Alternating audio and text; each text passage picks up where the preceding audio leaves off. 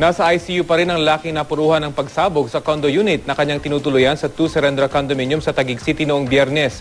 Oras na payagan ng mga doktor na makausap ang biktima, kukunan siya ng pahayag ng mga otoridad kaugnay sa investigasyon sa pagsabog.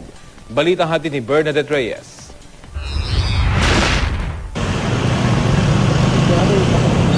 Tatlong araw nang pinapanhik ng mga investigador ang Unit 501B ng 2 Serendra Condominium sa Taguig.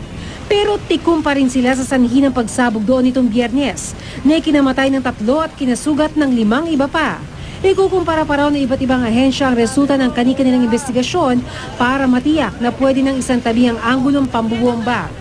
Oras na mapatunayang hindi bomba kundi ang isa pang tinutumbok ng kanilang investigasyon na gas leak ang ugat ng pagsabog, ang Bureau of Fire Protection na raw ang magpapatuloy sa pagsisiyasat. Maliban dyan, matipid sa detalye ang mga otoridad. Maging ang hawak na nila ngayong CCTV video ng pagsabog sa condo unit, hindi muna isinasa publiko. Ayon kay Interior Secretary Mar Rojas, hindi sila nagmamadali kasunod ang bilin ng Pangulo na gawing mabusisi ang investigasyon.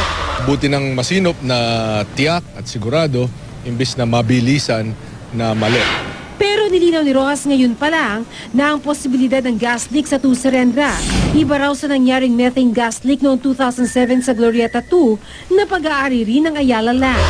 Hindi naman, dahil yung sa Glorieta, methane, ito yung singaw ng basura. No, methane yung gas doon.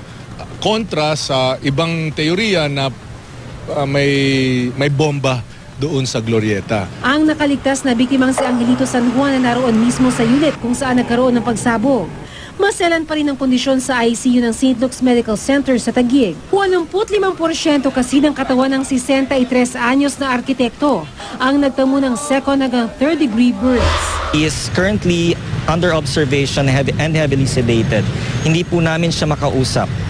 Meron pong pagtangka ang mga pulisya na magtanong sa kanya pero mismo yung mga doktor niya ang nagbawal nito. Pero ayon sa mga kakilala ni San Juan, bago ang pagsabog, inireklamo na raw niyang hirap siyang makahinga sa loob ng unit. Pababa na siya mula sa kondo para maghapunan na mangyari ang pagsabog. The information given us was that there was an ongoing maintenance na nangyayari dun sa building and that the electricity only came back, no? At 6 p.m. that same day. Kaibigan siya ng may-ari ng unit na si Marian Caiton na pauwi pa lang ng Pilipinas. Labis naman na paghati ng mga kaanak ng mga nasawing driver at pahinati ng delivery van na binagsakan ng malalaking tipak ng pader mula sa unit. Naiuwi na ang labi nila sa kani-kanilang probinsya. Sana magsalita naman sana sila kung ano yung maipapangako nila sa mga naulila. Kasi anong time na nabalitaan ko, mag-isa lang ako sa bahay kasama mga anak ko. Umalis sa bahay mo, okay.